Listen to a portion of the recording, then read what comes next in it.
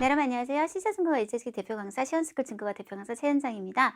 네, 드디어 우리 새로운 해가 시작되었어요. 첫 번째 시험이잖아요. 우리 첫 단추가 중요하다는 얘기는 어느 방면에서나 쓰는 말이듯이 첫 번째 시험 우리 잘 준비해서 처음부터 좋은 점수 얻을 수 있다면 굉장히 기분 좋게 한 해를 시작할 수 있을 것 같습니다. 오늘은 12월에 있었던 기출문제로 1월 시험을 대비하는 적중특강 한번 진행해 보도록 하겠습니다. 네, 첫 번째는 독해 1부분인데요. 항상 제가 독해 일부분의 문장을 볼 때는 관련사부터 찾으세요라는 말을 해요. 그래서 뭐虽然 但是 如果就처럼 이렇게 호흡이 있는 것들, 뭐 但是 于是 所以이런 것들이 여기에 적합한지 혹은 짝을 이루고 있다면 둘의 짝은 호흡이 맞는지 이런 것부터 먼저 살펴보시는 게 첫 번째 단계. 그리고 두 번째는 주어, 서술어, 목적어 위주로 큰 호흡으로 보시면서 주어, 서술어, 목적어가 서로 호응이 좋은지, 주어, 서술어는 맞는지, 서술어, 목적어는 맞는지, 혹은 주어, 목적어가 서로 맞는지를 보신다든지, 또 하나는 없는 경우가 있어요. 이 문장에 주어가 빠져 있다든지, 서술어, 목적어가 빠져 있는지 이런 것들은 전체 호흡에서 푸는 문제가 되겠습니다. 그리고 이제 세 번째는 이렇게 두 군데에서 어떤 문제가 없을 때 이제 수식 성분 같은 데서 뭐 보어의 문제가 있다든지 하는 그런 부분에서 우리가 세 단계로 큰 호흡에서 작은 호흡으로 줄여가면서 보게 되는데요. 일단 일부분은 한 가지 확실한 거는 내가 이게 단어가 너무 어려워서 풀 수가 없었다 정도로 단어를 난해하게 내서 여러분을 테스트하지는 않는다는 거. 주로 기본적인 문장 구조 분석력이나 기본적인 어휘가 나온다 하더라도 주로는 5급 어휘가 많이 나오고요. 그리고 기본적인 따페, 기본 어법. 사실은 기본에 충실하면 되는데 찾는 과정이 굉장히 중요하다는 거죠. 앞에서 뒤로 줄을 쫙 치시면서 보시는 게 아니라는 거. 자, 그래서 우리 이번에도 관련사 문제 두 문제 나왔었어요. 먼저 전체적으로 관련사가 뭐뭐 있냐면 부단이 있어요. 우리가 부단이라고 하면 뭐뭐일 뿐만 아니라 라고 해서 뭔가 뒤에 첨가를 시켜주는 그런 짝이 필요한데 뭐가 있냐면 지금 얼씨가 있네요. 이거 완전히 틀렸죠. 우리가 얼씨 같은 경우는 不是 A, 而是 B 구조로 보통 써서 A가 아니라 B입니다. 이럴 때 쓰는 아이잖아요. 그리고 또 하나 우리가 게다가라는 말을 쓸 거예요. 뭐뭐일 뿐만 아니라 알치를 줄일 때는 어를 쓰는 게 아니라 여러분 치를 써야 돼요. 그래서 여기다 치를 넣어서 얼치是 什么什么 게다가 뭐뭐이다 라고 하든지 아니면 생략을 할 거면 어를 빼고 치를 쓰고 시 이거이다 라고 갔었어야 한다는 거죠. 자, 관련사를 볼 때는 보통 심표 단위로 큰 호흡으로 끊으면서 보시면 돼요. 60번에 이렇게 쫙 보면 어떤 관련사가 눈에 띄냐면 웨일러 그리고 이비엔이라는 말이 보입니다. 일단 두 가지 각도에서 얘기할 수 있는데요. 우리가 관련사들 중에 나는 앞에 올 때와 뒤에 올 때 모습이 좀 달라 하는 애들이 있어요. 예를 들어서 원인이 앞에 오고 뭐뭐 때문에 그리고 뒤에 소의 결과 올 때는 이런 모습으로 쓰지만 결과를 먼저 앞에 두고 이거 한 것은 할 때는 소이를 앞으로 뺄 때 무조건 모습을 쯔소이로 바꿔서 써주시고 그 다음에 이것 때문이다라고 해서 시를 이용해서 그냥 인웨이 아니고 시 인웨이 보통 이렇게 데리고 오게 돼요. 그래서 뒤쪽에 소이를 쓰면서 쯔소이를 썼다? 틀린 거고 앞쪽에 소이를 쓰는데 그냥 쯔소이를 안 쓰고 소이를 썼다. 그것도 틀리는 게 되는 건데요. 이제 목적도 우리가 마찬가지예요. 뭔가를 위해서라고 할 때 앞쪽에 올 때는 웨일러를 쓰고 그 다음에 뭐뭐 하다 이렇게 문장이 오시면 되는데요. 뒤쪽에 목적이 올 때, 즉 내가 이거 한 것은 이걸 위해서 이다 할 때는 是为了 아니면 为的是 이런 식으로 바꿔서 목적을 뒤쪽으로 가져오게 돼요. 지금 보면 마지막 문장이기 때문에 웨일러가 일단 오는 것부터가 좀 문제성이 있어 보여요. 그 다음 두 번째 얘기는 이비엔 얘기인데요. 우리가 앞에 문장을 편의상 A라고 하고 뒤에 문장을 편의상 B라고 했을 때 이는 A 함으로써 써 있잖아요. B 하다 이렇게 연결을 해주는 접속사인데 보통 혼자 쓰는 것이 아니라 동사나 형용사와 함께 쓰여서 연결을 해주게 됩니다. 예를 들어서 이면을 다시 한번 우리 얘기를 해보면 앞에 거 함으로써 B를 피하다. 근데 이게 해석을 그렇게 하면 조금 어색하잖아요. 예, 그래서 뒤집어서 예를 들어서 자전거를 함부로 놔두지 않음으로써 예, 길에 방해되는 것을 피하다 하는 것보다는 거꾸로 뒤집는 거예요. B하지 않기 위해서 A하다. 길에 방해가 되지 않기 위해서 자전거를 함부로 두지 않는다 하면 훨씬 좀 부드러운 해석이 됩니다. 지금은 이 BN이 들어와 있죠. 그러면 얘도 똑같이 이 BN이라고 하면 A 함으로써 B를 편리하게 하다가 원래 이제 직역이지만 좀 부드럽게 해석하기 위해서는 B를 편리하게 하기 위해서 A 하다. 즉 이 자체도 뭐다? 이미 뭐뭐 하기 위해서라는 목적성을 나타내고 있다는 거죠. 그래서 요거는 두 개가 의미가 중복이 되고 있기도 해요. 그래서 where는 쓸 필요가 없는 관련사가 되어버립니다.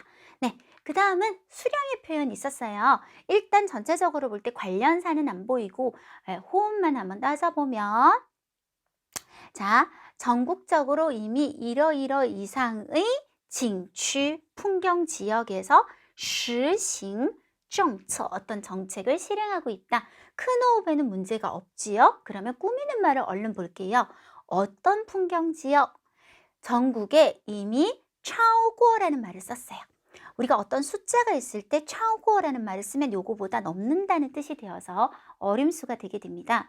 이 숫자는 딱 고정되어 있고 여기를 넘어요. 대충 이쯤이에요 라고 얘기를 해주고 있는데 만약에 이게 막 흔들려요. 그러면 어디를 넘는 거지? 이렇게 될 거잖아요. 그래서 지금까지 많이 했던 얘기예요. 숫자 표현은 하나만 써야 돼요. 두 개를 쓰면 숫자가 두 번 흔들려 버리면 무슨 숫자인지 아예 모르는 숫자가 되어버려요. 뒤에는 500多加 뭐까지 썼어요? 네, 多도 썼어요. 그럼 넘는다에 초과하다. 거기에 더 설상가상으로 뭐까지 썼냐면 또 이상까지 썼어요. 이렇게 여러 가지의 수량 표현을 쓰면 절대 안 된다는 거. 그래서 超过를 썼으면 이런 것들 다 빼시고 500加 그리고 이상도 빼고 더 바로 넘어가시면 돼요. 그래서 500개가 넘는 풍경 지역으로 바로 가시면 되겠습니다. 문장 분석력 문제는 아까 제가 말한 것처럼 주어, 서술어, 목적어 큰 호흡에서 정답을 찾아낼 수 있는 건데 요번에는 목적어가 없는 문제가 결론부터 얘기하면 목적어가 없을 거예요. 근데 아까 제가 주어, 서술어, 목적어 중에서 주어가 없을 수도 있고 서술어가 없을 수도 있다 이런 얘기 했는데 가장 보통 찾기 어려운 것이 목적어 없는 문제인데 이번에 두 문제나 출제가 됐어요. 그 중에 한 문제를 한번 같이 보도록 할게요. 想 하고 싶어요. 다 따오는 5급 동사로 우리 어떤 추상적인 목표나 목적이나 수준이나 기준에 도달하다. 그런데 자, 생활에 도달하다. 일단 말이 이상하기도 하고 그리고 꾸미는 말을 한번 대충 해석을 해보면 랑이 나오죠. 우리가 랑 같은 경우는 누구로 하여금 뭐뭐하게 하다. 누구로 하여금 라오른 노인으로 하여금 동사만 바로 찾을까요? 롱루 롱이 만약에 내가 해석이 안 된다. 루는 아시죠? 들어가게 하다. 어떤 것에 数字化生活 디지털 생활에 들어가게 만들다. 얘네끼리 완벽한 문장을 이루고 있고 다따오에 짝이 되는 목적어는 없는 상태입니다. 근데 목적어가 없는 문제가 왜 제일 어렵냐면 보통 이 끝이 그냥 바로 제 목적어라고 생각을 하기 때문이에요. 근데 잘 보시면 꾸미는 말끼리가 이미 완벽한 문장을 이루고 있어요. 이렇게 만드는 예를 들어서 무띠 목적에 도달하고 싶다면 이러이러할 취업 필요가 있다. 네, 해서 문장 분석력 문제. 사실상은 출제율로 보자면 가장 많이 출제되는 문제라고 생각하시면 되겠습니다. 자, 독해 이 부분에서 몇 가지 굉장히 쉽게 나오는 문제부터 우리 한번 살펴볼까요? 항상 독해 이 부분은 빈칸에 1, 2, 3을 제가 붙이면서 들어가라고요. PPT 치시는 분들 1, 2, 3, 4 왜냐면 은근 헷갈려요. 그래서 2번 빈칸인데 막 세 번째 단어 보고 답 찾고 근데 또 답 찾아요. 그게 더 신기한데 그런 경우가 있기 때문에 1, 2, 3을 딱 붙이고 한 빈칸으로 답이 너무나 확실하면 이 문제는 그냥 끝이다 라고 얘기를 했단 말이에요. 샤화 이거는 너무나 당연하게 뭐야? 추진 샤화 그러면 2번, 3번 빈칸이 아무리 어려워도 바로 B 이렇게 찾아준다거나 지금 보시면 지하오통 보이시죠? 지하오통 事故, 사고잖아요. 너무나 확실하죠. 이렇게 바로바로 풀리는 문제가 꽤 있었고요. 그 다음 제가 조금 강의하고 싶은 부분도 조금 뽑아봤어요. 일단은 요 2번 빈칸에 해당하는 두 번째 단어들을 우리가 넣는 문제인데요. 분석을 해보면能量 2번, 에너지 2번이 减少, 감소하다 이렇게 되어 있어요. 자, 먼저 削弱 같은 경우는 보통 동사로 목적어가 어떤 리, 힘하고 관련된 것들 있죠. 예를 들어 구매력을 약화시킨다거나权力, 권력을 약화시킨다거나 이럴 때 많이 쓰는 단어라서 에너지하고는 아무런 상관이 없고요. 제가 일단 이 둘을 좀 같이 얘기를 하고 싶어요. 耗费와 消耗 같은 경우는 뜻이 똑같아요. 소모하다, 소모시키다. 둘 다 구체적인 게 와도 돼요. 어떤 식량을 소모하다 이렇게 쓰셔도 되지만 추상적인 거, 정말 많이 쓰는 것들 지금부터 좀 나열할 건데요. 자, 일단은 정신력을 어디에 소모하다. 둘 다 외우실 거예요. 耗费精力, 消耗精力. 네. 체력을 어디에 소모하다. 耗费体力, 消耗体力. 그리고 시간을 어디에 소모하다. 耗费时间, 消耗时间. 에너지. 자, 에너지가요.能源이 있고能量이 있어요. 지금 저기 있는 단어. 둘 다 에너지인데 요거는 5급 단어고 요 6급 단어인데 차이는 어떻게 검사하시냐면 절약하다라는 말을 넣어봐요. 节约能源. 절약하다 하고 말이 부드럽게 붙는 에너지는 다能源이에요. 예를 들어 전기 에너지는 절약하는 거 맞죠? 요런 대상이 되는 에너지는能源이 맞고 그 외의 것들은 다能量이라고 생각하시면 됩니다. 뭐 에너지를 발산한다거나 이런 에너지는 다能量입니다. 그래서 이 에너지들 전부 다 이렇게 같이 써요. 耗费能源, 消耗能源, 耗费能量, 消耗能量. 그래서 다 같이 되는데 둘 다 동사일 땐 거의 같다고 생각하시면 되는데 차이. 얘는 명사로 소모가 되는 반면에 얘는 동사로만 써요. 그러면 답이 나왔죠. 우리 지금 주어로 에너지 소모가 감소하다 라고 해서 답은 C가 될 겁니다. 消除, 너무 중요해요. 消除는 6급 동사고요. 당연히 消灭라는 6급 동사와 보통 짝을 이루어서 같이 외우는 게 상식적인데 뜻이 너무 똑같기 때문이에요. 부정적인 것을 없애다 라는 뜻이에요. 근데 차이가 消除 같은 경우는 추상적이면서 부정적인 거 말로 좀 할게요. 消除压力, 스트레스를 없앤다거나 消除疲劳, 피로를 없앤다거나 消除误会, 오해를 없앤다거나 아니면 消除污染, 오염을 없앤다거나 다 안 좋은 거는 맞고 추상적인 거 없앨 때 많이 쓰고요. 消灭는 부정적이지만 요건 구체적인 건데 보통 생명을 다 죽여서 없앤다는 느낌하고 관련이 있어요. 예를 들어 잡초, 식물 종류죠. 식물을 다 없애버린다거나 아니면 쥐 같은 해충 죽여서 다 없애버린다거나 아니면 5급 단어 중에敌人, 적이라고 하잖아요. 적을 다 죽여서 없애버린다거나 그래서 꼭 같이 암기를 해주셨으면 좋겠습니다. 자, 그러면 연결해서 우리 68번을 조금 보도록 할게요. 此次,此라는 말은 这로 시작하는 말은 다 돼요. 这么这样这里这次 이번에는 통고 뭐를 통해서 이거 하는 것을 통해서 그 안에서 다시 다 동사들이 나와 있어요. 동사 들어가고 난티 어려운 문제를 뭘 하는 것 통해서 어려운 문제 난티하고 짝이 되는 걸 고르시면 될 것 같은데 꽁지 같은 경우는 제일 많이 쓰는 상황은 보통 말 같은 걸로 되게 사람을 공격할 때 좀 많이 쓰는 공격하다고 난티하고는 전혀 상관이 없습니다. 시아오미에는 마침 방금 했죠. 구체적인 생명을 없애서 없애버리다 전혀 난티하고 짝이 되지 않죠. 취消? 취소하다. 어떤 회의를 취소한다거나 활동을 취소한다거나 이럴 때 써야겠죠. 꽁커, 따페이가 너무 사실은 중요한데 보통 두 가지 둘 다 난으로 시작하는데 하나가 난티예요. 어려운 문제를 극복하다. 그리고 하나는 난관. 요거는 저거 그대로 쓰시면 되고 난관을 극복하다. 꽁커 난티, 꽁커 난관 반드시 외워야 되는 따페이가 되겠습니다. 그래서 정답은 D가 되는 것이었죠. 네, 요까지 한번 봐드릴게요. 그리고 쓰기로 넘어갑니다. 이번 쓰기는 주인공이 사실은 타였는데요. 이 사람 이름이 왕성루라는 말이죠. 일단은 우리가 이 PPT를 치시는 분들은 외웠어야 되겠죠? 정징을 내가 쓰는데 앞에 사람 인자 붙었네.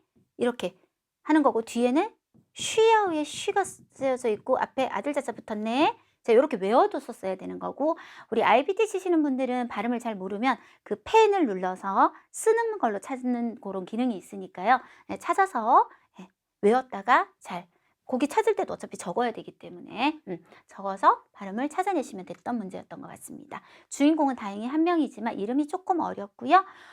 오늘 이거를 못 쓰면 그냥 끝나는 것 같아요. 차오슈, 책을 베끼다, 베껴 쓰다. 계속 나올 거기 때문에 네, 주요 단어는 딱 하나, 차오슈. 단락은 6개예요. 우리가 보통 요약 쓰기에서 가장 좋은 많이 나오는 단락 개수가 4개에서 5개라고 얘기하잖아요. 지난번 막 이렇게 보시면 11개, 막 10개, 12개 이렇게 나와요. 그럴 때는 단락을 완전 팍팍 줄여서, 왜냐면 한 달이 굉장히 짧거든요. 짧은데 내용까지 줄어들게 되면 서로 묶음이 커져야 돼요. 4, 5개로 줄이는 거 확실한데, 원래가 6개면 상황 봐서 뭐 줄일 만한 게 있으면 줄이고, 아니면 그대로 가는 게 좋겠다면 6개로 가셔도 크게 무리는 없을 것 같아요. 나중에 필요한지 안 한지는 같이 한번 살펴보도록 할 거고요. 항상 얘기하는 기본 규칙, 단순히 단락별 요약이 아니다. 우리가 1000자를 400자로 줄인다고 해서 1번 단락 40% 뽑기, 2번 단락 40% 뽑기, 이렇게 해서 끝까지 하고 쫙 뽑은 거를 연결한다? 절대로 안 되죠. 이거는 1000자의 글을 본 사람과 400자 정도의 여러분이 쓴 글을 본 사람이 거의 중요한 정보는 똑같이 얻게 만들어주는 게 좋은 작문이 되는 거예요. 하지만 어떤 단락들은 중요한 정보가 거의 없는 단락이 있고, 요 앞에 강의들을 좀 보시면 알겠지만 아예 제가 이 단락은 패스를 할게요, 이런 경우도 있거든요. 어떤 단락은 전체 내용을 이해하기 위해서 거의 한 80%는 써줘야 되는 단락이 있어요. 그래서 전체 흐름을 보시는 게 중요한데, 우리 10분 동안 글을 보게 되잖아요. 그때 맨 처음에 하셔야 되는 반응은 이 글 전체가 딱 있을 때 처음과 끝을 읽는 겁니다. 첫 부분을 보시면 항상 인물에 대한 소개가 나와요. 그리고 끝부분을 보면 이 사람이 끝에 어떻게 됐는지 그 결과가 나오고요. 우리가 드라마도 사실 좀 그렇잖아요. 중간에 한 몇 회 좀 빼먹어도 나중에 첫 부분 본 사람과 끝부분 본 사람은 결과적으로 대충 이랬겠네 하고 유추가 가능하잖아요. 마찬가지로 처음과 끝은 우리가 내용을 줄이는데 한계가 있어요. 그래서 어느 정도 잘 봐야 되기 때문에 항상 처음과 끝을 먼저 보시고, 그 다음 나머지 부분을 빠르게 읽으면서 중요한 단어들, 내가 꼭 외워야 되는 것들을 체크해 내시고, 그리고 그 내용들을 기억해서 줄여 주셔야 됩니다. 그래서 처음 끝을 먼저 본다, 요거 잊지 마시고요. 두 번째, 중복되는 내용이나 혹은 뒤의 내용을 통해 유추할 수 있는 내용은 당연히 패스해 주셔야겠죠. 좀 더 상세한 설명을 하거나 혹은 문학적인 표현, 되게 멋을 부렸거나 이런 것들도 우리가 그냥 객관적 서술로 딱 바꿔서 표현하고 넘어가게 되겠습니다. 최근 몇 번의 장문은요, 사람 간의 대화가 굉장히 많았어요. 그런 경우 우리 직접어법을 보통 이제 간접어법으로 바꾸게 되죠. 그 사람이 나는 정말 너한테 섭섭하고 네가 어떻게 나한테 이럴 수가 모르겠고, 이럴 수 있는지 모르겠고, 난 너를 그렇게 생각 안 했고, 이렇게 말했다. 이걸 다 쓸 수는 없으니까 그는 나에게 실망했다고 말했다.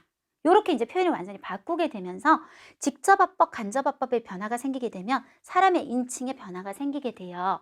워라고 했던 것이 타로 바뀐다거나, 그리고 지시대사. 예를 들어서 우리가 쪼라고 원래 지문에 있었는데, 쪼라는 건 바로 앞의 문장을 뜻하는 거잖아요. 지칭하는 거잖아요. 근데 나는 그 문장을 요약 쓰기에서는 안 썼어요. 그렇다면 이런 걸 쓰지 않는다거나, 또 반대로 내가 요약 쓰기를 하다 보니까 쪼 이렇게 표현하는 게 좋겠다거나, 이런 것들 사용에 굉장히 주의해 주시는데, 오늘은 직접어법, 간접어법 문제가 아예 없어요. 사실 이게 있으면 좀 까다로운데요. 오늘은 그냥 계속 서술로 가게 되겠습니다. 그 다음에 내용을 이렇게 팍팍 줄이다 보면 이 내용 다음에 내가 한참 띄우고 그 다음에 안 쓰다가 이 내용을 썼다. 그러면 연결이 분명히 어색한 일이 많이 생길 거예요. 아까 말했던 관련사들, 그래서, 그러나, 뭐 이후 이런 것들도 좋아요. 연결성에 주의를 해주신다면 더 좋은 요약 장문이 될 수 있겠습니다. 그러면 일단 우리가 전체 내용이 중요하다고 얘기했으니까요. 한국어니까 제가 빠르게 한번 전체 내용을 여러분하고 훑어보는데, 해석은 좀 다소 어색하더라도 직역 위주로 원래 중국어 기본 바탕으로 한번 가보도록 하겠습니다. 1번 단락이에요. 첫 번째가 중요하다 그랬죠. 일단 그 사람에 대한 기본적인 우리가 지식이 있어야 되니까요. 비록 그는 어렸을 때 집이 비교적 빈곤했지만 그러나 일찍부터 책을 읽는 것에 대해 흥미를 드러냈고, 대여섯 살 때 글자를 알고 공부하기 시작했다. 이 사람은 되게 가난했지만 공부하기를 어렸을 때부터 좋아했구나. 요거는 우리가 알고 들어가는 게 중요하고, 시간을 나타내기 때문에 표시를 한번 해봤어요. 두 번째 단락, 16세 때 그의 아버지가 불행히도 세상을 떠나고 집은 경제적 지주를 잃어버려 수입원이 없어졌다. 그래서 그는 중병에 걸린 어머니를 부양할 책임을 떠맡게 되었는데 다른 친구들이 아무 걱정 없이 학교에 다니는 것을 보고 그는 어머니도 돌볼 수 있고 공부도 겸할 수 있는 방법이 없을까 생각하게 되었다. 며칠간의 사색을 거쳐 그는 마침내 하나 양쪽이 다 좋은 이 두 가지를 다 해결할 수 있는 방법을 생각해냈는데 그것은 바로 사람을 도와 책을 베끼는 것이었다. 네, 세 번째 델라. 그때는 인쇄업이 아직 발달하지 않아서 많은 서적은 모두 수공업으로 베껴 쓰는 것에 전해져 왔고 돈이 있는 집이 어떤 책을 소장하려면 먼저 이 책을 빌려와서 그런 다음 돈을 써서 사람을 고용해서 베껴 써서 책을 만드는 것이었어요.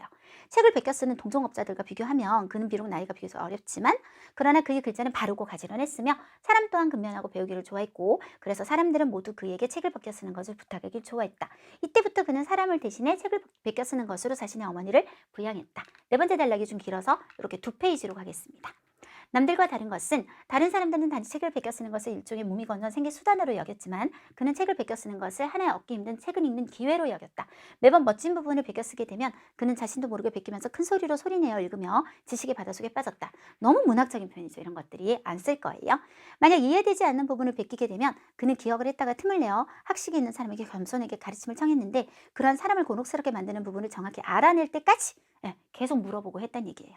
따라서 대다수의 경우 그는 글을 한번 베껴 쓴 후 내용을 이해했을 뿐만 아니라 주요 내용과 아름다운 글귀를 모두 깊이 머릿속에 새겼다. 또 이제 다른 예제예요. 그가 매우 가치 있다고 생각하는 서적들은 다른 사람을 대신에 베껴 쓴 후 그 자신이 다시 한 번 더 베껴 쓰고 그런 후에 소중히 간직했다. 베껴 쓰는 과정에서 만약 빌려온 책의 일부 잘못 베껴 쓰거나 누락된 부분이 있다는 걸 발견하면 그는 세심하게 자료를 찾아 읽거나 혹은 다른 사람과 토론하고 후에 수정을 했다. 이러한 학습 방식은 비록 고생스러웠지만 자, 이러한에 들어가는 게 지금 뭐뭐 있는지 한번 정리를 해보면요. 일단은 멋진 부분이 있으면 소리내서 읽었다는 거고 두 번째 이해되지 않는 거는 꼭 해결하고 넘어갔다는 거고 그쵸? 그 다음에 세 번째가 가치 있는 거는 한 번 더 베껴서 소장했다는 거. 그리고 틀린 부분이나 이런 게 있으면 꼭 수정까지 했다는 거. 이 네 가지를 얘기합니다. 이 네 가지의 학습 방식을 얘기하는 거죠. 비록 고생스러웠지만 그러나 그로 하여금 책을 베껴 쓰는 과정에서 육아의 경전을 널리 읽기도 하고 일부 당시의 잡박 저작들을 섭렵하게 해서 그가 훗날 한 명의 지식이 해박한 문학가가 되는데 튼튼한 기초를 다졌다. 길죠. 다섯 번째 단락. 당연히 책을 베껴 쓰는 것이 편안한 일은 절대 아니었다. 오랜 시간 책을 베껴 쓰는 것은 더욱 고생스러웠는데 그는 밤낮을 가리지 않고 책을 베껴 썼기 때문에 그의 손 위에는 매우 두꺼운 굳은 살이 올라왔고 눈도 침침해졌으며 등 허리가 시큰거리고 아픈 고통도 당해야 했다. 추운 겨울에 그의 손가락은 얼어서 딱딱했고 심지어는 갈라서 구멍이 났다. 무더운 여름에 그는 종종 땀이 비오듯 내렸고 폭염의 괴로움을 견뎠다. 그러나 생활을 위해 책을 읽기 위해 그는 억지로 이를 악물고 줄곧 책을 베껴 쓰는 일을 꾸준히 했으며 한순간도 일찍이 포기를 생각해 본 적은 없었다. 마지막 단락. 시간이 한번 나와요. 여러 해 이후 그가 자신을 위해 기록한 책과 또 책을 베껴 쓴 품삯으로 구매한 책이 뜻밖의 만여 권에 달했고 그는 또한 당시 3대 장서가 중에 한 명이 되었다. 더 중요한 것은 이 여러 해에 베끼고 읽는 생애 중에 그의 학문이 나날이 커져서 마침내 한 명의 매우 명성 있는 대학자가 되었고 심지어는 학식이 깊고 넓으며 문학적 재능에 출중했기 때문에 당시 국가 최고 학부의 교수, 태학의 박사가 되었다. 그는 바로 중국 남북조 시기의 왕성루이다. 이렇게 끝났어요. 자, 처음과 끝을 한번 생각해보죠. 처음은 애가 가난했지만 어렸을 때부터 아주 책 읽는 걸 좋아하고 공부하는 걸 좋아했다는 거. 그래서 과정을 자세히는 모르더라도 끝부분을 보며 태학의 박사가 되는 과정까지를 중간에 얘기하고 있구나를 파악한 상태에서 전체 내용을 빠르게 보시면 훨씬 효과적으로 우리가 일단 기본을 잡고 들어갈 수 있겠습니다. 자, 그러면 저라면 어떻게 요약 쓰기를 했을지 같이 한번 보도록 할게요. 항상 얘기하지만 1번 단락을 줄이는 데는 항상 한계를 느껴요. 이 사람에 대한 소개가 또 다른 뒤에 세심한 내용들을 또 어느 정도 이해시키거나 혹은 생략할 수 있는데 도움이 되거든요. 비록까지는 안 쓰더라도 타小时候家里比较빈곤했다. 但是 그러나 책 읽는 것에 흥미를 느꼈다로 바로 가죠. 对什么什么感兴趣라고 하면 되죠. 对读书感兴趣 해서 5, 6岁时 뭐를 시작했냐면 识字 글자를 알아보고 学习 하기 시작했다. 요렇게 일단 1번 단락은 거의 적는다고 생각하고 넘어갔어요. 시간대가 이렇게 있으면요. 그런 걸 기본적으로 암기해두면 되게 좋아요. 흐름을 잡기에. 16세 때 그의 아버지가 세상을 떠난 후라고 제가 말투를 좀 바꿔서 집은 자 봐요. 경제적 지주를 잃어버려서 수입원이 없어졌다. 뭐만 쓰면 될까요? 당연히 수입원이 없어졌다면 쓰면 같은 말이거든요, 사실. 수입원은 요거 제가 강의할 때 되게 많이 하는 말인데 징지 라이유엔 혹은 쇼루 라이유엔이라고 한다는 말을 꽤 많이 하는 편이에요. 그래서 요까지가 한 문장 한번 해볼까요? 아, 조금 더. 그래서 그는 중병에 걸린 어머니를 뭐 중병에 걸린까지 써도 좀 괜찮을 것 같네요. 지금 보니까 어머니를 부양할 책임을 떠맡게 되었는데 까지는 써야 될 것 같아요. 그 다음에 제가 어떻게 처리했는지 끝까지 한번 보고 중국어로 갑시다. 다른 친구들 이거 보는 건 중요하지 않죠. 그래서 그는 부양하게 되어서 이제 다른 공부를 못하게 됐다는 걸 암시하잖아요. 그래서 하나 넣어줄게요. 괄호는 지금 추가하는 거예요. 그는 방법이란 말을 할 때 원래 앞에 어머니도 돌볼 수 있고 공부도 겸할 수 있는 이 말을 여기다 넣을 거예요. 앞에 어머니도 돌볼 수 있고 겸하다 빼고 그냥 공부도 할 수 있는 이때 뭐뭐 하기도 하고 뭐뭐 하기도 하고 이렇게 쓸 거거든요. 여기다 집어넣어서 그래서 그는 이러이런 방법을 생각해냈는데 나지우시 그것은 바로 이런 것이었다. 자, 핵심 보면 아버지 돌아가셔서 집에 수입원이 없어져서 자기가 엄마 부양을 책임지게 돼서 방법을 생각해내서 책을 베껴 쓰기로 했구나. 요게 이제 가장 중요한 내용이 되겠습니다. 자, 지금부터 중국어로 해보죠. 16岁时 하면 되겠죠? 他的父亲去世后家里没有经济来源了. 됐죠? 没有经济来源了. 그리고 쉼표 찍고 아직 말이 안 끝난 거예요. 지금 느낌적으로는. 그래서 그는 자 원래는요. 担负起了什么什么责任. 책임하고 짝을 지어놨었어요. 그래서 어떤 책임을 떠맡게 되었다? 뒤집어도 돼요. 负担起了 하셔도 됩니다. 担负起了. 중병에 걸린 어머니를 부양하다. 자, 부양하다 굉장히 글자가 어려워요. 일단 얘기는 해드릴게요. 부양하다가 赡养이 있고요. 또 부양, 양은 똑같아요. 부양이 있는데 둘 다 부양하다라고 사전 뜻이 똑같을 거예요. 근데 저는 어떻게 중문과 때 외웠었냐면 여기 보면 손수변이 보이죠. 이게 원래 손이거든요. 우리가 어렸을 때 막 오줌 싸고 그러면 엄마는 기저귀를 직접 손수 갈아주시고 손으로 우리를 키우잖아요. 이렇게 부모님이 자식을 부양하는 것은 부양이라고 하고 조개 패자가 들어간 건 옛날에 조개 껍데기가 돈으로 쓰였던 시절이 있어요. 그쵸? 돈을 의미하죠. 그래서 우리가 보통 자식이 부모님을 부양할 땐 생활비, 돈을 많이 들이잖아요. 그래서 자식이 부모를 부양하는 것은 샨양. 저는 이렇게 외웠었는데 이 한자 자체가 나는 너무 어려워서 못 썼다. 그러면 나중에 우리가 뒤에 보면 엄마를 부양한단 말이 한 번 더 나와요. 그때 보면 되게 쉬운 단어를 써요. 양호라는 말이 있어요. 그걸로 대체를 하셔도 좋습니다. 일단 저는 요걸로 한번 가볼게요. 네, 그래서 다시 타担负起了 어떤 책임? 赡养重病的母亲 하는 더责任을 担负起了 하게 되었다. 여기까지 일단 한 문장으로 끊으면 될 것 같아요. 于是 그래서 他想出了 생각해냈어요. 어떤 방법? 예 쓸게요.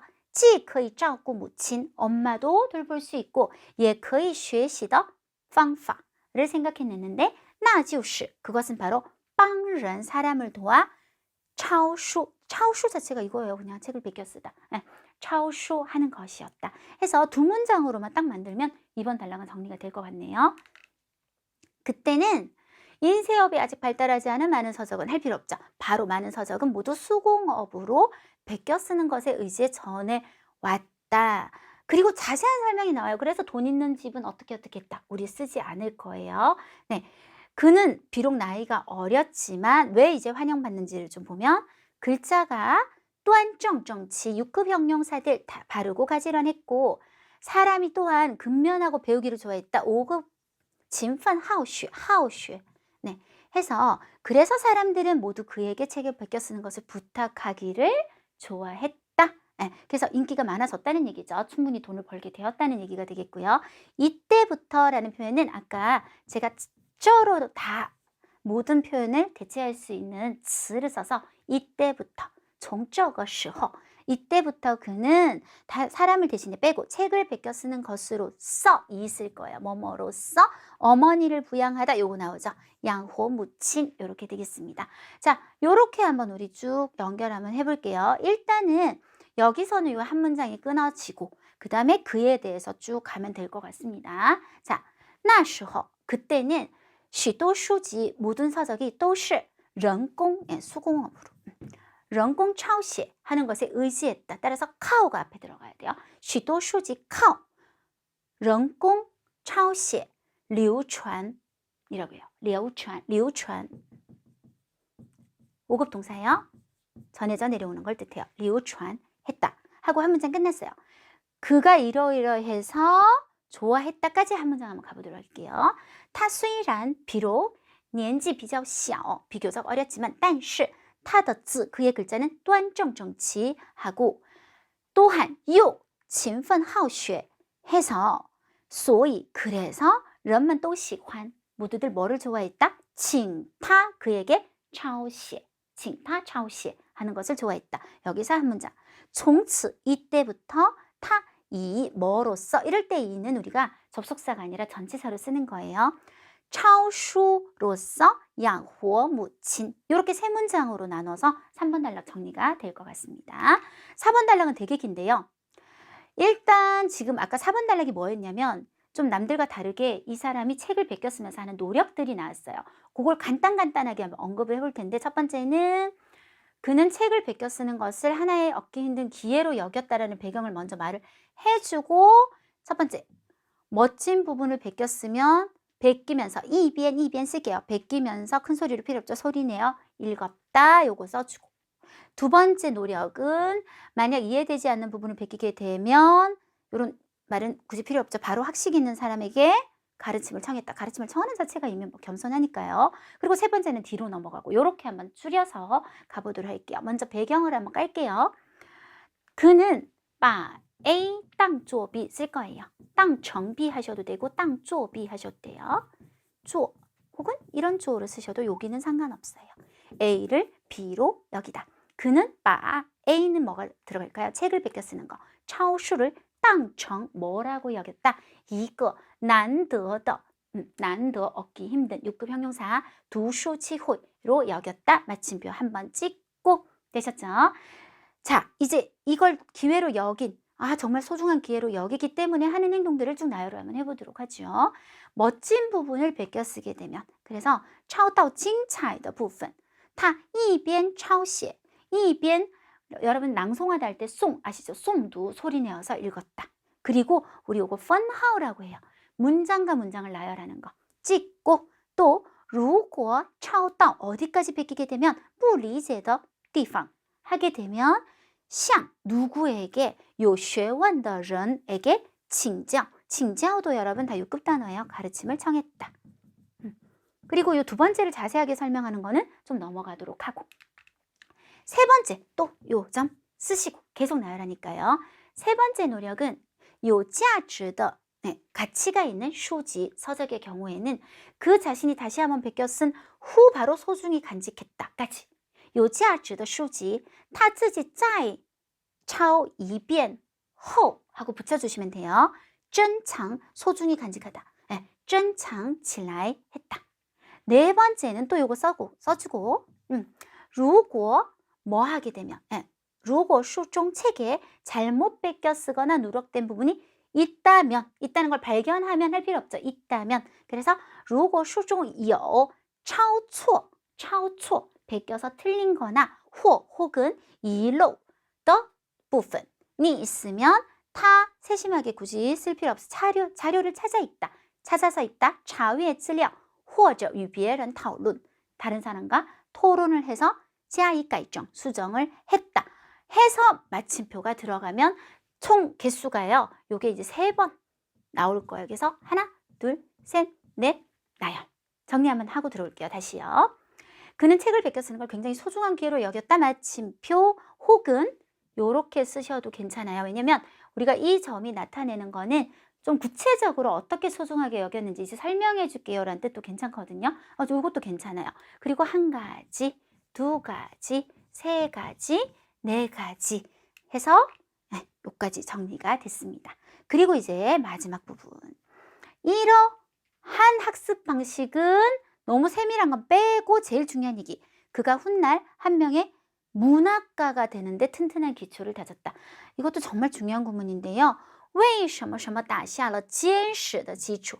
坚实的基础 반드시 외우셔야 돼요. 为什么什么打下了坚实的基础? 뭔가를 위해 튼튼한 기초를 다졌다. 这样的学习方式为뭐를 위해서? 他日后 그가 훗날 成为一名文学家까지 외에 들어갔어요. 打下了坚实的基础를 다졌다. 자, 그럼 문장 개수로 따지자면 그는 책을 베껴 쓰는 걸 굉장히 중요한 기회로 여겼다. 이게 한 문장. 혹은 이걸 찍게 되면 한 문장이 아직 안 끝난 거예요. 내게 나열하고 한 문장 끝날 수도 있어요. 그리고 이런 학습 방식이 기초를 다졌다. 그렇게 치면 두 문장. 이렇게 되겠습니다. 자, 그 다음 5번 단락.